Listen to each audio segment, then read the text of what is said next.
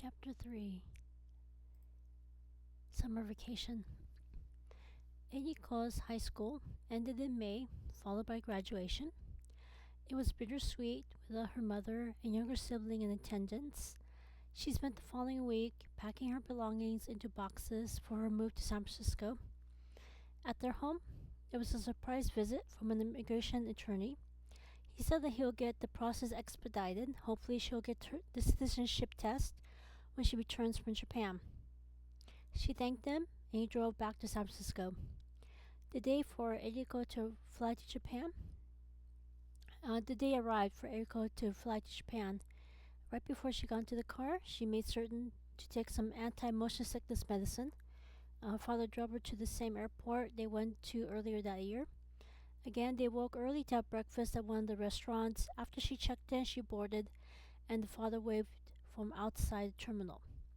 It had been several years since the last time she flew to Japan. She and Kaoru were in grade school. They only went to Japan 2 or 3 times. Her parents said it was due to cost. However, now she wondered if there was another reason why they didn't go every year. All of her cousins visited their grandparents every summer. Their mother went 2 years ago when grandfather had a health scare. Several months later, he passed away in his sleep. Eriko regretted not having visited him more often. She was sad that this was a missed opportunity. Moving forward, she made a mental note to see her grandmother more often. Once the plane landed in Tokyo's international airport, she used one of their payphones to call her father. After she reassured him that she arrived safely, she went through the line to explain her visit to Japan, customs, I think. After her passport was stamped, she went to the luggage area. Once she got her suitcases, she heard a familiar voice and looked up. Kaoru, as well as one of her uncles, aunts, and their child, waved to her. When the double doors opened to the outside, she was body slammed by the heat and humidity. This was definitely not a good season to visit Japan. After an hour-long car ride, they arrived at their uncle and aunt's home in the big city. Their home was small, yet the most expensive out of all their relatives' homes. After she set down the luggage, they went to a local sushi place for dinner. They spent this time catching up. About an hour later, they returned to their home. They took turns taking a bath and slept. Eriko definitely wished the States had Japanese-style bathtubs rather than a shallow, long bath where you have to lie down to get some warmth. Japanese baths are square-shaped and deep. She wanted to stay in longer in the tub but knew her relatives were waiting there for their turn, so she just washed herself as quickly as she could, spent a few minutes in the tub, then got out to dry herself. After spending a week in the big city, Eriko and Kaoru went to the countryside to visit their mother, who was taking care of their grandmother. Grandmother's house was the largest of the relatives, yet the most cost-effective. Eriko quickly noticed that the pace of life was much slower. This was significantly better than the big city, where everyone's rushing to get from point A to point B. In grandmother's town, people took the time to greet each other, make some small talk. The air was also cleaner. Eriko and Kaoru spent a month there, helping their mother take care of the grandmother. They got up early in the morning, made breakfast, then went up the hill to grandmother's garden. After removing the weeds, they took care of the garden and harvested fresh produce that they were going to eat that day.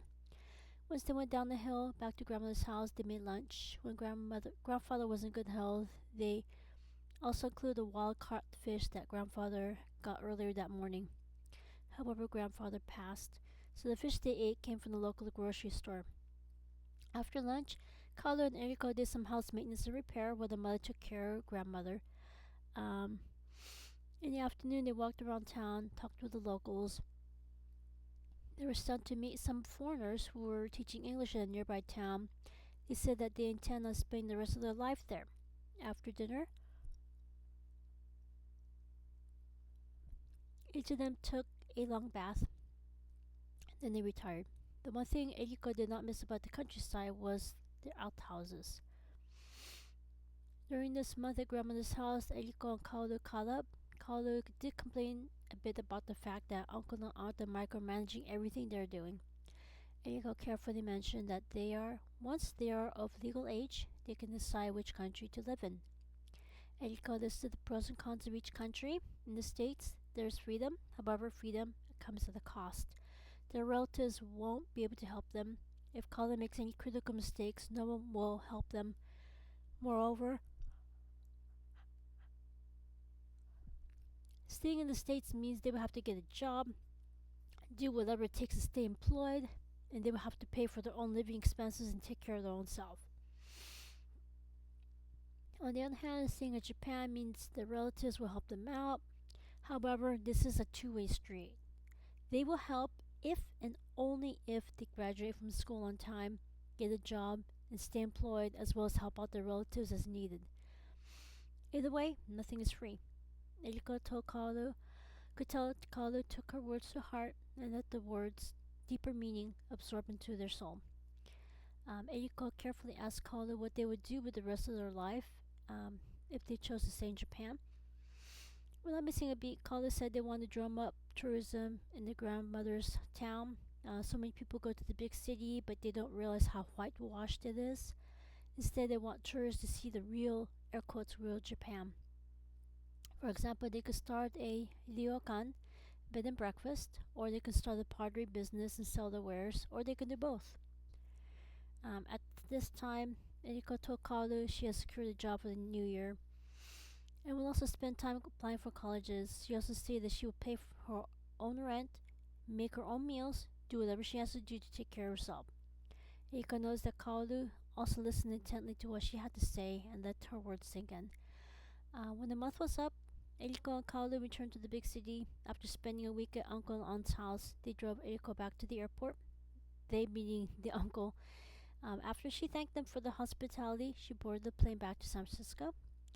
She spent the week in her father's duplex with updates on how everyone was doing. That Saturday, her father drove her and her belongings to the clinic in San Francisco. Kim and Payadar met them there and helped her bring her stuff to the upstairs apartment. After Eriko and her father bid each other goodbye, Kim gave Eriko a tour of the apartment. It was a small studio apartment, however, it was way bigger than her uncle and aunt's place in Japan. Once Eriko put the last box down, Kim and Payadar took Eriko to a local restaurant. At the time, Payadar gave Eriko a book about the Alloway family in New York City. Eriko made a mental note to read it that night. While they ate dinner, they got a chance to get to know each other. Kim mentioned that she came from a family that was hostile with toxic family members. Eriko mentioned Molly Fumia's book. Kim nodded and said that she related strongly with what was in that book.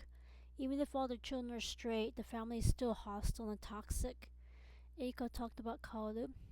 Kim gasped and apologized for assuming that Kaoru is straight. Eriko carefully nodded. Kim asked whether or not Kaoru met the couple that was mentioned in that book. Eriko nodded and said that the couple did visit their high school that year and they were in attendance that day. At this time, Eriko carefully changed the subject and asked how she could go about learning she can get grant money. Payadar said that he and the staff can train her. It's not too difficult. When you asked her for the reason, she replied that she would like to get grant money to conduct her own research. Kim asked what the research would be. She replied she wants to know how gay people feel about their reproductive health. Without missing a beat, Payadar said that even some people, straight people, do not have any intention of having children of their own. Eriko gasped and apologized for bringing it up. Payadar waved her apology away. However, he did admit that there is some merit to her interest in the subject. Although he went to a private high school, their sex education curriculum does assume that everyone is straight and will go on to having children of their own. Eriko nodded in agreement. Kim said that she'll ask around. When Kim finds the right professor, then she will let Eriko know. Eriko thanked her for offering to help her out. After some small talk, they finished their dinner. Then they took Eriko back to her apartment. Kim told Eriko that she and Payadar go to the Buddhist temple on Sunday mornings. When Eriko was about to decline, Kim mentioned that church isn't just about believing the same thing and paying a monthly membership fee. Since she is estranged from her biological family, she needed a surrogate family. The church is exactly what she wished her own family was like. Moreover, additional benefits include day trips. For example, she and Payadar went to Yosemite National Park. Earlier that year, they went to Las Vegas and saw a magic show. Eriko gave them some thought and agreed to join them. Payadar told her that they would pick her up and they bid each other good night. So once I have the next chapter ready, I will make the next video. Again, constructive comments, constructive criticisms, comments, suggestions are welcome in the comments below. And I shall see you next time. Take care.